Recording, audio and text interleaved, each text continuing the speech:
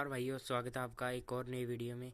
आज की वीडियो में हम बात करने वाले हैं एक ऐसे शख्स के बारे में जिसे कुश्ती में आज तक किसी के द्वारा नहीं हराया गया है। हम बात करने वाले हैं गामा पहलवान के बारे में। गामा पहलवान का सही नाम गुलाम मोहम्मद बख्श भट्ट था। इनका जन्म 22 मई 1878 को ब्रिटिश भारत के पंजाब प्रांत के अमृतसर जिले के एक गांव जब्बोवाल में हुआ। इनका जन्म पारंपरिक पहलवानों के एक कश्मीरी मुस्लिम परिवार में हुआ। गामा की दो पत्नियां थीं, एक पंजाब में और दूसरी बड़ौदा गुजरात में। जब गामा 6 वर्ष के थे तब उनके पिता मोहम्मद अजीज बख्श की मृत्यु के बाद उन्हें उनके नाना नून पहलवान की देखभाल में रखा गया। उनकी मृत्यु के बाद गामा की देखभाल उनके चाचा इंदा ने की, जो एक अन्य पहलवान थे जिन्होंने गामा को कुश्ती का प्रशिक्षण देना शुरू किया।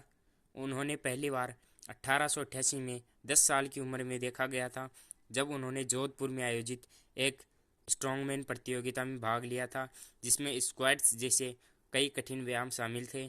प्रतियोगिता में 400 से अधिक पहलवानों ने भाग लिया था और गामा अंतिम 15 में से एक थे, और उन्हें की कम उम्र के कारण जोधपुर के महाराजा ने विजेता घोषित किया था। बाद में गामा को दतिया के महाराजा ने प्रशिक्षण में ले लिया। 1947 में भारत विभाजन के बाद गामा पाकिस्तान चले गए। विभाजन के समय भड़के हिंदू मुस्लिम दंगों के दौरान गामा ने लाहौर में मुस्लिम भीड़ से सैकड़ों हिंदुओं को बचाया। हालांकि गामा ने 1952 तक संन्यास नहीं लिया, लेकिन उन्हें कोई अन्य प्रतिद्वंदी नहीं मिला। कुछ अन्य स्रोतों का कहना है कि उन्हें 1955 तक अपनी सेवानिवृत्ति के बाद उन्होंने अपने भतीजे भोलू पहलवान को प्रशिक्षित किया, जिसने लगभग 20 वर्षों तक पाकिस्तानी कुश्ती चैंपियनशिप का आयोजन किया। उनके अंतिम दिन कठिन थे। उनके 5 बेटे और 4 बेटियां थीं, और सभी बेटे कम उम्र में ही मर गए।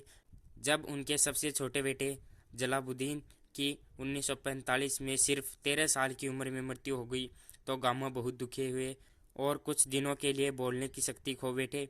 वे विभाजन के समय पाकिस्तान चले गए और कराची में गामा ट्रांसपोर्ट सर्विस नामक बस सेवा सहित कई असफल उपक्रमों में हाथ आजमाया।